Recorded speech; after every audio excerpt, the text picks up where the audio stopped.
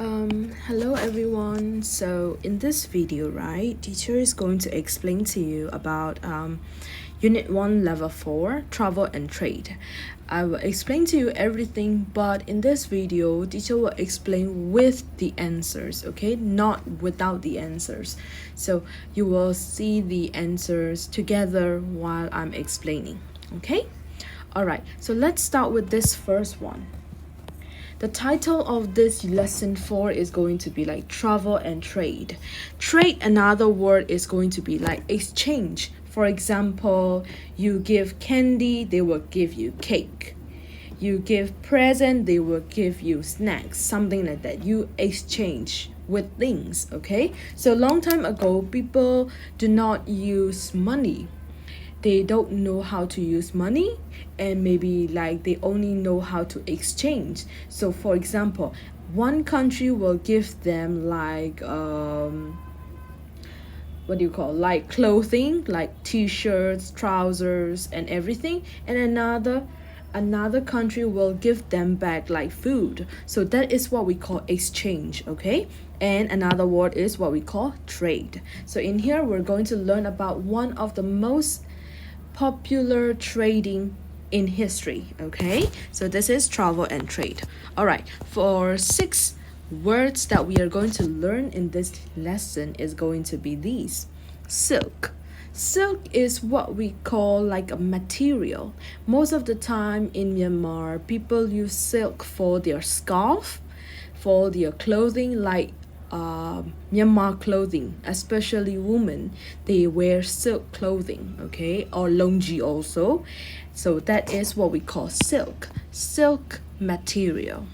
And in here, goods, goods is not the same as good. It's not the same, okay? It's not the same because it has s. Goods means things, products. So what are your goods? My goods are pencils, eraser, because I sell like that. So that is what we call goods, okay? Not the same as good. And we know this word difficult. Difficult is going to be the opposite word of easy. So I wrote no, not easy, okay? And in here, ruler. Every student know what is a ruler, right? The first thing that we know is going to be the ruler that we put in our bag when we are going to the school. That is also correct, but there's also another meaning. Ruler is going to be a person who rules, meanings like the king, the government, the leader. We also call them ruler. So in this lesson, the ruler meaning is going to be number 2, not number 1, okay? You can write it down if you want to. Now number 5 is what we call return. The first return is what we call coming back. I return from my school, meaning that you come back from your school in the afternoon, okay, like that. But another meaning for return is what we call giving back. Okay, giving back is this is my return goods, something like that. I will explain to you more in the article below. And another last one, everybody know this, become famous. Become famous, another word is what we call popular. Become popular, so like everybody knows you now, like that, okay? So these are the 6 words that we are going to learn in this lesson 4. So now let's go to the article. This time we're going to learn about this famous person. His name is Marco Polo. So teacher will read first, okay? Only this short part. So teacher will read first, and after that I will explain it to you. Marco Polo and the Silk Road. The Silk Road is over 2,000 years old and 60,000 kilometers long. It goes across Europe and Asia. Many people travel on this road to buy and sell silk and other goods.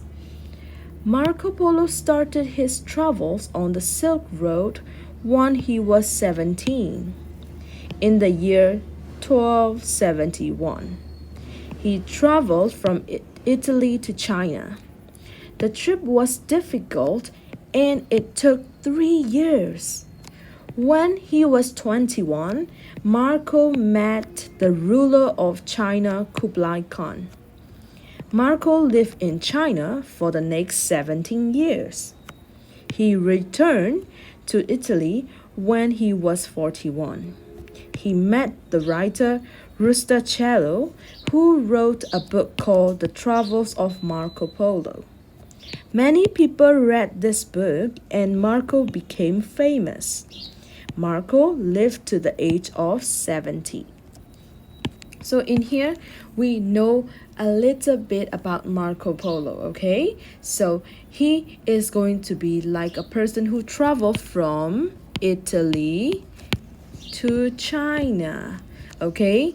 And he traveled when he was 17 years old, and he go on the road called the Silk Road. It is right here. This arrow is what we call Silk Road, okay? So that is a Silk Road, and people use that road to go and buy and sell silk and other things, okay? So they use that road, and he is one of the people. He was 17 in 1271. We will not read 1271, no, because this is year, it's gonna be 1271, okay? He traveled from Italy to China, and to go from Italy to China, it took 3 years. Can you believe that?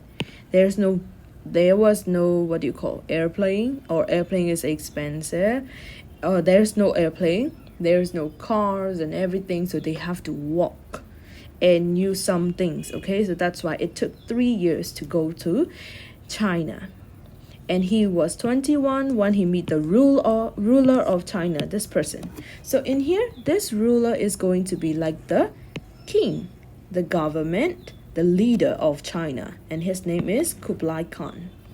And then after he meet Kublai Khan, he stayed in China for the next 17 years.